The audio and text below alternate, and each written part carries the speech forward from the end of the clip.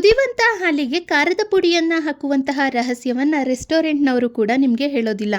ಇನ್ಮುಂದೆ ನೀವು ಹೊರಗಡೆಯಿಂದ ತಂದು ತಿನ್ನುವಂಥ ಅವಶ್ಯಕತೆ ಕೂಡ ಇಲ್ಲ. ನಮಸ್ಕಾರ ಎಲ್ಲರಿಗೂ, ಇವತ್ತಿನ ವಿಡಿಯೋಗೆ ಸ್ವಾಗತ. ಮೊದಲನೇದಾಗಿ ನಾನು ಇಲ್ಲಿ 2 ಆಲೂಗಡ್ಡೆಯನ್ನು ತೊಗೊಂಡಿದ್ದೀನಿ. ಅದ್ರ ಜೊತೆಗೆ 1 ಕ್ಯಾರೆಟನ್ನು ತೊಗೊಂಡಿದ್ದೀನಿ. ಇದನ್ನು ತೊಳ್ಕೊಂಡು ಮೇಲಿನ ಸಿಪ್ಪೆಯನ್ನೆಲ್ಲ ತೆಗಿಬೇಕಾಗುತ್ತೆ. ಕ್ಯಾರೆಟ್ನ ಮೇಲ್ಭಾಗದ ಸಿಪ್ಪೆ ಮತ್ತು ಆಲೂಗಡ್ಡೆ ಮೇಲಿನ ಸಿಪ್ಪೆನೆಲ್ಲ ಕ್ಲೀನಾಗಿ ತೆಗಿಬೇಕಾಗುತ್ತೆ. ಪಟ್ಟಂತೇಳಿ ಮಾಡ್ಕೋಬೋದು, ತುಂಬಾ ಚೆನ್ನಾಗಿರುತ್ತೆ. ವಿಡಿಯೋ ಎಲ್ಲೂ ಕೂಡ ಸ್ಕಿಪ್ ಮಾಡೋಕ್ಕೆ ಹೋಗಬೇಡಿ. ನೋಡಿ, ಸಿಪ್ಪೆನೆಲ್ಲ ತೆಗೆದ ನಂತರ ಆಲೂಗಡ್ಡೆಯನ್ನು ಈ ರೀತಿ ಮಧ್ಯಭಾಗಕ್ಕೆ ಕಟ್ ಮಾಡ್ಕೊಳ್ತಾ ಇದ್ದೀನಿ. 2 ಆಲೂಗಡ್ಡೆನೂ ಕೂಡ ಕಟ್ ಮಾಡಿಕೊಂಡು ಕ್ಯಾರೆಟನ್ನು ಕೂಡ ಅಷ್ಟೇ ಇದೇ ವಿಧಾನದಲ್ಲಿ ನೋಡಿ ಮಧ್ಯಭಾಗಕ್ಕೆ ಈ ಥರ ಕಟ್ ಮಾಡ್ಕೊಳ್ತಾ ಇದ್ದೀನಿ. ನಂತರ ಈ ಥರ ಕಟ್ ಮಾಡಿ ಹಾಕೋದ್ರಿಂದ ಚೆನ್ನಾಗಿ ಇದು ಬೇಯುತ್ತೆ. ಇವಾಗ ಇದನ್ನು ಕಟ್ ಮಾಡಿ ಒಂದು ಕುಕ್ಕರ್ಗೆ ಹಾಕ್ಕೊಂಡಿದ್ದೀನಿ. ಆಲೂಗಡ್ಡೆ ಕ್ಯಾರೆಟನ್ನು ಹಾಕಿದ ನಂತರ ಬಟಾಣಿನ ತೊಳೆದು, ಹಸಿ ಬಟಾಣಿಯನ್ನು ತೊಳೆದು ಹಾಕೋಬೇಕಾಗತ್ತೆ. ಇದರ ಜೊತೆಗೆ ಈಗ ಸ್ವಲ್ಪ ನೀರನ್ನು ಹಾಕೋಬೇಕಾಗತ್ತೆ. ಚೂರು ನೀರನ್ನು ಕೂಡ ಹಾಕ್ಕೊಂಡಿದ್ದೀನಿ. ಈಗ ಸ್ಟವನ್ನು ಹಚ್ಚಿ ಸ್ಟವ್ ಮೇಲೆ ಕುಕ್ಕರನ್ನು ಇಟ್ಟು ರುಚಿಗೆ ತಕ್ಕಷ್ಟು ಉಪ್ಪನ್ನು ಕೂಡ ಸೇರಿಸ್ಕೊಳ್ತಾ ಇದ್ದೀನಿ. ಉಪ್ಪನ್ನು ಹಾಕಿದ ನಂತರ ಕುಕ್ಕರ್ ಲಿಡ್ಡನ್ನು ಕ್ಲೋಸ್ ಮಾಡಿ ಇದನ್ನು 1 ವಿಷಲ್ ಕೂಗಿಸ್ಕೋಬೇಕಾಗತ್ತೆ. ಇದು ಬೆಂದ ನಂತರ ಅಂದರೆ 1 ವಿಷಲ್ ಆದಮೇಲೆ ಕುಕ್ಕರ್ ಸ್ವಲ್ಪ ಆರಿದ ನಂತರ ನೋಡಿ ಇದು ತುಂಬ ಚೆನ್ನಾಗಿ ಕುಕ್ಕಾಗಿದೆ, ಬೆಂದಿದೆ. ಈಗ ಒಂದು ಸ್ಮ್ಯಾಶನ್ನು ತೊಗೊಂಡು ಬೇಯಿಸಿರೋಂಥ ಆಲೂಗೆಡ್ಡೆ, ಕ್ಯಾರೆಟ್ ಮತ್ತು ಬಟಾಣಿನ ಚೆನ್ನಾಗಿ ತರಿಯಾಗಿ ಫುಲ್ಲು ನುಣ್ಣಗೆ ಸ್ಮ್ಯಾಶ್ ಮಾಡ್ಕೊಳ್ಳೋ ಅಗತ್ಯ ಇಲ್ಲ, ತರಿಯಾಗಿರಬೇಕು. ಅಲ್ಲಿವರೆಗೂ ಇದನ್ನು ನುಣ್ಣಗೆ ಚೆನ್ನಾಗಿ ಸ್ಮ್ಯಾಶ್ ಮಾಡ್ಕೋಬೇಕಾಗತ್ತೆ. ನೋಡಿ, ತರಿಯಾಗಿ ಸ್ಮ್ಯಾಶ್ ಮಾಡ್ಕೊಂಡಿದ್ದಾಗಿದೆ. ಇವಾಗ ಒಂದು ಬಾಣಲೆಯನ್ನು ತೊಗೊಂಡಿದ್ದೀನಿ. ಇದಕ್ಕೆ 1 ಲೋಟ ಆಗುವಷ್ಟು ಹಾಲನ್ನು ಹಾಕ್ಕೊಳ್ತಾ ಇದ್ದೀನಿ. 1 ಲೋಟ ಆಗುವಷ್ಟು ಹಾಲನ್ನು ಹಾಕ್ಕೊಂಡ್ರೆ 1 ಲೋಟ ಆಗುವಷ್ಟು ನೀರನ್ನು ಕೂಡ ಹಾಕ್ಕೊಳ್ಬೇಕಾಗತ್ತೆ ಸಮ ಪ್ರಮಾಣದಲ್ಲಿ. ಈಗ ಇದನ್ನು ಸ್ಟವ್ ಮೇಲೆ ಕಾಯೋದಕ್ಕೆ ಅಂತೇಳಿ ಇಟ್ಟು ಇದರ ಜೊತೆಗೆ ನೋಡಿ 1 ಸ್ಪೂನ್ ಆಗುವಷ್ಟು ಖಾರದ ಪುಡಿಯನ್ನು, ಅಚ್ಕಾರದ ಪುಡಿನ ಹಾಕ್ಕೊಳ್ತಾ ಇದ್ದೀನಿ. ಅಗತ್ಯ ಇದ್ದಲ್ಲಿ ನಿಮಗಿನ್ನೂ ಸ್ವಲ್ಪ ಸ್ಪೈಸಿ ಬೇಕು ಅಂದರೆ ಇನ್ನೊಂಚೂರು ಖಾರದ ಪುಡಿನ ಹಾಕ್ಕೊಳ್ಬಹುದು. ಈಗ ಇದ್ರ ಜೊತೆಗೆ ರುಚಿಗೆ ತಕ್ಕಷ್ಟು ಉಪ್ಪನ್ನು ಕೂಡ ಹಾಕ್ಕೊಳ್ತಾ ಇದ್ದೀನಿ. ಸ್ವಲ್ಪ ಅಂದರೆ 1 ಕಪ್ ಆಗೋಷ್ಟು ಸಣ್ಣ ರವೆ ಬರುತ್ತಲ್ಲ, ಆ ರವೆನ ಹಾಕ್ಕೊಳ್ತಾ ಇದ್ದೀನಿ. ಚಿಲ್ಲಿ ಫ್ಲೇಕ್ಸನ್ನು ಕೂಡ ಸೇರಿಸ್ಕೊಳ್ತಾ ಇದ್ದೀನಿ. ಈಗ ಅಕ್ಕಿ ಹಿಟ್ಟು ಅರ್ಧ ಕಪ್ ಆಗೋಷ್ಟು ಹಾಕ್ಕೊಳ್ತಾ ಇದ್ದೀನಿ. ನಂತರ ಗೋಧಿ ಹಿಟ್ಟು ಕೂಡ ಅಷ್ಟೇ ಅರ್ಧ ಕಪ್ಗಿಂತ ಇನ್ನೊಂದು ಸ್ವಲ್ಪ ಕಮ್ಮಿ ಪ್ರಮಾಣದಲ್ಲಿ ಸೇರಿಸ್ಕೊಂಡ್ರೆ ಆಗುತ್ತೆ. ಇದ್ರ ಜೊತೆಗೆ ಚೂರು ಕಡಲೆ ಹಿಟ್ಟನ್ನು ಕೂಡ ಹಾಕೋಬೇಕಾಗುತ್ತೆ. ನಂತರ ಕಾರ್ನ್ಫ್ಲೋರನ್ನು ಒಂದು 4ರಿಂದ 5 ಸ್ಪೂನ್ ಆಗೋಷ್ಟು ಕಾರ್ನ್ಫ್ಲೋರನ್ನು ಕೂಡ ಸೇರಿಸ್ಕೊಳ್ತಾ ಇದ್ದೀನಿ. ಇದಿಷ್ಟನ್ನು ಹಾಕಿದ ನಂತರ ಇದರ ಜೊತೆಗೆ ನೋಡಿ ಚೆನ್ನಾಗಿ ಮಿಕ್ಸ್ ಮಾಡ್ಕೋಬೇಕು. ಸಣ್ಣ ಉರಿನೆಲ್ಲ ಇಟ್ಕೊಂಡು ಸ್ಟವನ್ನು ಈ ಹಿಟ್ಟನ್ನೆಲ್ಲ ಚೆನ್ನಾಗಿ ಮಿಕ್ಸ್ ಮಾಡ್ಕೋಬೇಕಾಗತ್ತೆ.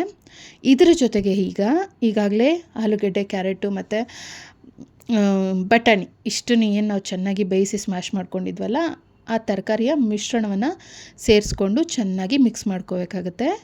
ಇದನ್ನು ಮಿಕ್ಸ್ ಮಾಡುವಾಗ ನಿಮಗೆ ಕನ್ಸಿಸ್ಟೆನ್ಸಿ ಏನಾದರೂ ತೆಳುವಾಗಿದೆ ಅಂತ ಅನಿಸಿದರೆ ನೀವು ಇದ್ರ ಜೊತೆಗೆ ಸ್ವಲ್ಪ ಗೋಧಿ ಹಿಟ್ಟು ಮತ್ತು ಸ್ವಲ್ಪ ಅಕ್ಕಿ ಹಿಟ್ಟನ್ನು ಸೇರಿಸಿ ಮಿಕ್ಸ್ ಮಾಡ್ಕೋಬೋದು.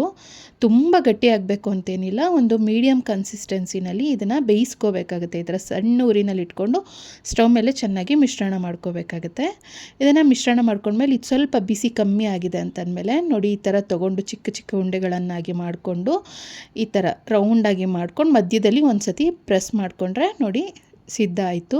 ಈ ವಿಧಾನದಲ್ಲೇ ನಾನು ಸ್ವಲ್ಪನೇ ಹಿಟ್ಟನ್ನು ತಗೊಂಡು ನೋಡಿ ಚಿಕ್ಕ ಚಿಕ್ಕ ಉಂಡೆಗಳನ್ನಾಗಿ ಮಾಡಿಕೊಂಡು ನೋಡಿ ಈ ಥರ ಮಾಡಿಕೊಂಡು ಒಮ್ಮೆ ಈ ಥರ ಆ ಕಡೆ ಈ ಕಡೆ ಪ್ರೆಸ್ ಮಾಡಿದರೆ ಈ ಥರ ಬರುತ್ತೆ. ನೋಡಿ ಎಷ್ಟು ಕಲರ್ಫುಲ್ಲಾಗಿ ಕಾಣಿಸ್ತಾ ಇದೆ ಅಂತ ಕೂಡ ನೀವಿಲ್ಲಿ ನೋಡ್ತಾ ಇರ್ಬೋದು. ನ್ಯಾಚುರಲಾಗಿ ಮನೆಯಲ್ಲೇ ಮಾಡ್ಕೊಳ್ಳೋಂಥ ನಗೆಟ್ಸ್ಗಳಿದು. ಹೊರಗಡೆ ಎಲ್ಲ ಅಂಗಡಿಯಿಂದ ತರೋವಂಥದ್ದು, ಅದು ಯಾವಾಗಲೂ ಮಾಡಿರ್ತಾರೆ, ಯಾವಾಗಲೂ ಪ್ಯಾಕ್ ಮಾಡಿರ್ತಾರೆ. ಮಕ್ಳಿಗಂತೂ ತುಂಬಾ ಇಷ್ಟ ಆಗುತ್ತೆ, ದೊಡ್ಡವ್ರಿಗೂ ಕೂಡ ಅಷ್ಟೇ ತುಂಬಾ ಇಷ್ಟ ಆಗುತ್ತೆ. ಇದನ್ನು ಹೊರಗಡೆಯಿಂದ ತರೋ ಬದಲು ಮನೆಯಲ್ಲೇ ಈಸಿಯಾಗಿ ಮಾಡ್ಕೋಬೋದು ನೋಡಿ, ಪಟ ಅಂತೇಳಿ. ಈಗ ಇದು ಸಿದ್ಧ ಆಗಿದೆ. ಎಣ್ಣೆನ ಕಾಯೋದಕ್ಕೆ ಅಂತೇಳಿ ಇಟ್ಟಿದ್ದೀನಿ ಸ್ಟವ್ ಮೇಲೆ. ಎಣ್ಣೆ ಕಾದ ನಂತರ ನೋಡಿ ನಾವು ಸಿದ್ಧ ಮಾಡ್ಕೊಂಡಿರೋ ಒಂದೊಂದೇ ನಗೆಟ್ಸ್ಗಳನ್ನು ಈ ರೀತಿ ಎಣ್ಣೆಯಲ್ಲಿ ಹಾಕ್ಕೋಬೇಕಾಗತ್ತೆ. 2 ಕಡೆ ಡೀಪ್ ಫ್ರೈಯನ್ನು ಮಾಡ್ಕೋಬೇಕಾಗತ್ತೆ. ಮೀಡಿಯಮ್ ಫ್ಲೇಮ್ನಲ್ಲಿ ಇಟ್ಕೊಂಡು 2 ಕಡೆ ಇದನ್ನು ಚೆನ್ನಾಗಿ ಬೇಯಿಸ್ಕೋಬೇಕಾಗತ್ತೆ. ನೋಡೋದಕ್ಕೂ ಕೂಡ ಅಷ್ಟೇ ತುಂಬ ಕಲರ್ಫುಲ್ಲಾಗಿ ಕಾಣಿಸುತ್ತೆ. ಟೇಸ್ಟ್ ಅಂತೂ ಹೊರಗಡೆ ನೀವು ರೆಸ್ಟೋರೆಂಟ್ಗೆಲ್ಲ ಹೋಗಿ ಏನು ತುಂಬ ದುಬಾರಿ ಹಣವನ್ನು ಕೊಟ್ಟು ತಿನ್ನೋವಂಥ ಅಗತ್ಯ ಇಲ್ಲ. ಹೊರಗಡೆ ಯಾವ ಥರ ಮಾಡ್ತಾರೆ ನೋಡಿ ನಗೆಟ್ಸ್ಗಳು, ಅದಕ್ಕಿಂತ ರುಚಿ ಅನ್ನೋದು ಒಂದು ಪಟ್ಟು ಹೆಚ್ಚಾಗೇ ಇರುತ್ತೆ. ಮಕ್ಳಿಗಂತೂ ತುಂಬಾ ಇಷ್ಟ ಆಗುತ್ತೆ. ನೋಡಿ 2 ಕಡೆ ಡೀಪ್ ಫ್ರೈ ಮಾಡ್ಕೊಂಡಿದ್ದಾಗಿದೆ. ಇವಾಗ ಇದನ್ನು ತೆಗಿತಾ ಇದ್ದೀನಿ ಎಣ್ಣೆಯಿಂದ. ಈಗ ಉಳಿದಂಥ ನಗೆಟ್ಸ್ಗಳನ್ನು ಕೂಡ ಎಣ್ಣೆಯಲ್ಲಿ ಫ್ರೈ ಮಾಡ್ಕೊಳ್ತಾ ಇದ್ದೀನಿ. ನೀವು ಈ ರೀತಿ ದೊಡ್ಡದಾಗೆ ಮಾಡಿ ನಗೆಟ್ಸ್ಗಳನ್ನ ಫ್ರೈ ಮಾಡ್ಕೋಬೇಕು ಅಂತೇನಿಲ್ಲ. ನಿಮಗೆ ಬೇಕಂದರೆ ಚಿಕ್ಕ ಚಿಕ್ಕ ಸೈಜ್ನಲ್ಲೂ ಕೂಡ ಮಾಡಿಕೊಂಡು ನಿಮ್ಗೆ ಯಾವ ಶೇಪಲ್ಲಿ ಬೇಕಾಗುತ್ತೋ ಆ ಶೇಪ್ನಲ್ಲಿ ನೀವು ನಗೆಟ್ಸ್ಗಳನ್ನ ಮಾಡ್ಕೋಬೋದು. ಈ ಹಿಟ್ಟನ್ನು ನೀವು ಫ್ರಿಜ್ನಲ್ಲಿ ಒಂದು ವಾರಗಳವರೆಗೂ ಕೂಡ ಆರಾಮಾಗಿ ಸ್ಟೋರ್ ಮಾಡಿ ಇಟ್ಕೊಂಡು ಬೇಕಾದಾಗ ನೀವು ಮಾಡ್ಕೋಬೋದು. ಯಾಕಂದರೆ ಇದನ್ನೆಲ್ಲ ಚೆನ್ನಾಗಿ ಬೇಯಿಸಿರ್ತೀವಿ. ಬಟ್ ಬಾಕ್ಸ್ನಲ್ಲಿ ಹಾಕಿ ನೀಟಾಗಿ ಇದನ್ನು ಸ್ಟೋರ್ ಮಾಡ್ಕೋಬೇಕಾಗತ್ತೆ. ನೋಡ್ತಾ ಇರ್ಬೋದು ನೀವಿಲ್ಲಿ ಎಷ್ಟು ಚೆನ್ನಾಗಿ ಹೊರಗಡೆಯಿಂದ ನಗೆಟ್ಸ್ ಫ್ರೈ ಆಗಿದೆ, ಹೊರಗಡೆಯಿಂದ ಕ್ರಿಸ್ಪಿಯಾಗಿದೆ ಮತ್ತು ಒಳಗಡೆಯಿಂದ ತುಂಬಾ ಕ್ರಂಚಿಯಾಗಿರುತ್ತೆ. ನೋಡೋದಕ್ಕೆ ಎಷ್ಟು ಯಮ್ಮಿಯಾಗಿ ಕಾಣಿಸ್ತಾ ಇದೆಯೋ ಒಳಗಡೆ ಕೂಡ ಅಷ್ಟೇ ಚೆನ್ನಾಗಿರುತ್ತೆ. ಕಾಸ್ಟ್ಲಿ ಹಣವನ್ನು ಕೊಟ್ಟು ನಗೆಟ್ಸ್ಗಳನ್ನ ತಿನ್ನಬೇಕು ಅಥವಾ ಮಕ್ಕಳು ಇಷ್ಟಪಡ್ತಾರೆ ಅಂಥೇಳಿ ಹೊರಗಡೆಯಿಂದ ತಂದುಕೊಡ್ಬೇಕು ಅಂತ ಏನಿಲ್ಲ. ಮನೆಯಲ್ಲೇ ಒಂದು ಸ್ವಲ್ಪ ಸಮಯ ಕೊಟ್ಟು ಮಾಡಿಕೊಂಡ್ರೆ ಸಾಕು, ಪಟ್ಟ ಅಂತೇಳಿ ಕೂಡ ಆಗಿಬಿಡುತ್ತೆ. ಹೊರಗಡೆಯಿಂದ ಕ್ರಿಸ್ಪಿಯಾಗಿ ಒಳಗಡೆಯಿಂದ ಕ್ರಂಚಿಯಾಗಿ ಸ್ಪೆಷಲಾಗಿ ಹಾಲನ್ನು ಹಾಕಿ ಮಾಡಿರೋದ್ರಿಂದ ಚೆನ್ನಾಗಿರುತ್ತೆ. ಖಂಡಿತ ಮಿಸ್ ಮಾಡಿದೆ ನೀವು ಈ ರೆಸಿಪಿಯನ್ನು ಮಾಡಿ ನೋಡಿ. ಒಂದು ಬಾಣಲೆಯನ್ನು ಕಾಯೋದಕ್ಕೆ ಅಂತೇಳಿ ಇಟ್ಟಿದ್ದೀನಿ. ಸ್ವಲ್ಪ ಎಣ್ಣೆಯನ್ನು ಹಾಕಿದ್ದೀನಿ. ಎಣ್ಣೆ ಹಾಕಿದ್ಮೇಲೆ 1.5 ಕಪ್ ಆಗೋಷ್ಟು ಸಣ್ಣ ರವೆ, ಉಪ್ಪಿಟ್ಟು ರವೆನ ಹಾಕ್ಕೊಂಡು ನೋಡಿ ಎಣ್ಣೆಯಲ್ಲಿ ಮೀಡಿಯಮ್ ಫ್ಲೇಮ್ನಲ್ಲಿ ಇಟ್ಕೊಂಡು ಚೆನ್ನಾಗಿ ಇದನ್ನು ಫ್ರೈ ಮಾಡ್ಕೋಬೇಕಾಗುತ್ತೆ. ರವೆನ ಎಷ್ಟು ಚೆನ್ನಾಗಿ ಫ್ರೈ ಮಾಡ್ಕೊಳ್ತೀವಿ ಅಷ್ಟು ಚೆನ್ನಾಗಿ ಬರುತ್ತೆ ಈ ಒಂದು ರೆಸಿಪಿ. ರವೆಯನ್ನು ಫ್ರೈ ಮಾಡ್ಕೊಳ್ತಾ ಇದ್ದೀನಿ. ಹಾಗೆ ಈರುಳ್ಳಿನ ಸಣ್ಣಗೆ ಕಟ್ ಮಾಡ್ಕೋಬೇಕಾಗತ್ತೆ. ಅದ್ರ ಜೊತೆಗೆ ಕರಿಬೇವಿನ ಸೊಪ್ಪು, ಹಸಿರು ಮೆಣಸಿನ್ಕಾಯಿ, ಗೋಡಂಬಿ, ಟೊಮೆಟೊ ಹಚ್ಕೊಂಡಿಲ್ಲ, ಉದ್ದಿನಬೇಳೆ, ಅದ್ರ ಜೊತೆಗೆ ಕಡಲೆಬೇಳೆ ಮತ್ತು ಕಡಲೆಬೀಜ ಇಷ್ಟನ್ನು ರೆಡಿ ಮಾಡ್ಕೊಂಡಿದ್ದೀನಿ. ಟೊಮೆಟೊನ ಕ್ಲೀನಾಗಿ ತೊಳೆದು ಈ ಥರ ನೋಡಿ 4 ಭಾಗಗಳಾಗಿ ಕಟ್ ಮಾಡ್ಕೋಬೇಕಾಗತ್ತೆ. ಮೇಲಿನ ತೊಟ್ಟನ್ನು ಈ ಥರ ಕಟ್ ಮಾಡಿ ತೆಗೆದು ನಂತರ ಈ ಥರ ದಪ್ಪಕ್ಕೆ ಟೊಮೆಟೊನ ಕಟ್ ಮಾಡ್ಕೋಬೇಕಾಗತ್ತೆ. ಕಟ್ ಮಾಡಿಕೊಂಡು ಇದನ್ನು ಮಿಕ್ಸಿ ಜಾರಿಗೆ ಅಥವಾ ಬ್ಲೆಂಡರ್ ಜಾರ್ಗೆ ಹಾಕ್ಕೊಂಡಿದ್ದೀನಿ. ಇದ್ರ ಜೊತೆಗೆ ಈಗ 5-6 ಬ್ಯಾಡಗಿ ಮೆಣಸಿನ್ಕಾಯನ್ನು ಸೇರಿಸ್ಕೊಂಡಿದ್ದೀನಿ.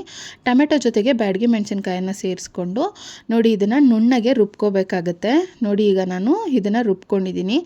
ಇದು ತುಂಬಾ ಸ್ಪೆಷಲ್ ಆಗಿರೋಂಥ ರೆಸಿಪಿ. ಸಿಂಪಲ್ಲಾಗಿ ಪಟ್ಟ ಅಂತ ಮಾಡ್ಕೋಬೋದು. ನೋಡಿ ರುಬ್ಕೊಂಡಿದ್ದಾಗಿದೆ. ಈ ಒಂದು ಟೊಮೆಟೊ ಮಸಾಲೆ ಅನ್ನೋದು ಕೂಡ ರೆಡಿಯಾಗಿದೆ. ಈಗ ಬಾಣಲೆಯನ್ನು ಕಾಯೋದಕ್ಕೆ ಅಂತೇಳಿ ಇಡೋಣ. ಕಾದ್ಮೇಲೆ ಎಣ್ಣೆನ ಹಾಕ್ಕೊಳ್ಳೋಣ. ಎಣ್ಣೆ ಕಾದ ನಂತರ ಸಾಸಿವೆನ ಹಾಕ್ಕೋಬೇಕಾಗತ್ತೆ.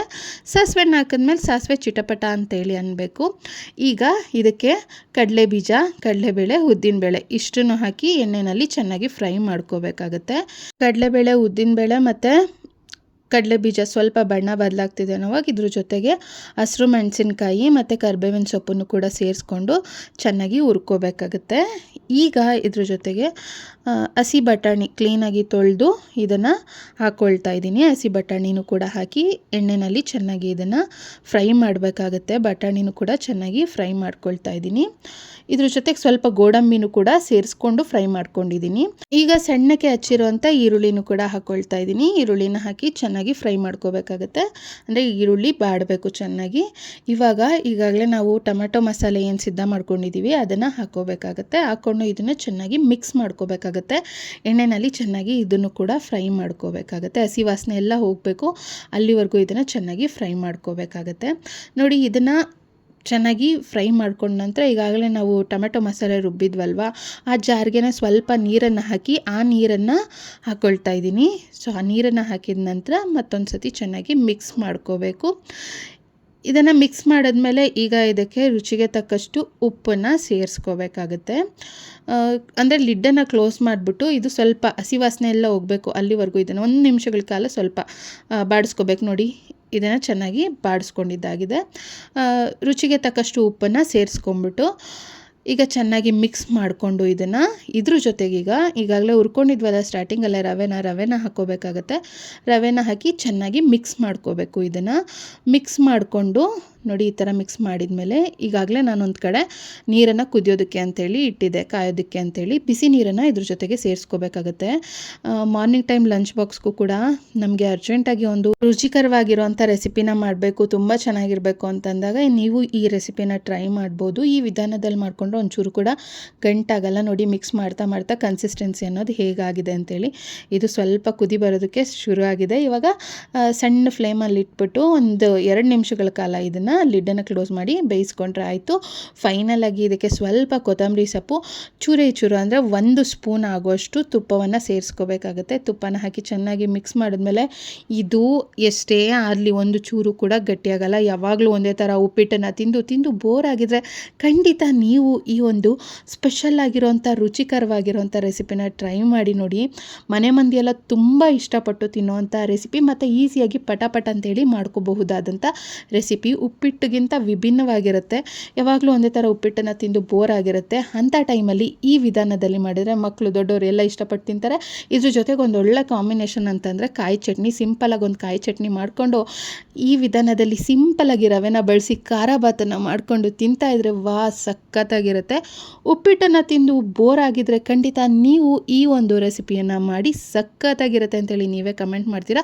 ಹಾಗೆಯೇ ಇವತ್ತಿನ ವಿಡಿಯೋದಲ್ಲಿ ನಾನು 2 ರೆಸಿಪಿನ ಶೇರ್ ಮಾಡಿದ್ದೀನಿ. ನಿಮಗೆ ಯಾವ ರೆಸಿಪಿ ತುಂಬ ಇಷ್ಟ ಆಯಿತು ಅಂತೇಳಿ ಕಮೆಂಟ್ ಮೂಲಕ ತಪ್ಪದೆ ಬರೆದು ತಿಳಿಸಿ. ಮುಂದಿನ ವಿಡಿಯೋದಲ್ಲಿ ಬರ್ತೀನಿ. ವಿಡಿಯೋಗೆ ಒಂದು ಲೈಕ್ ಕೊಟ್ಟು ಶೇರ್ ಮಾಡಿ. ಧನ್ಯವಾದಗಳು.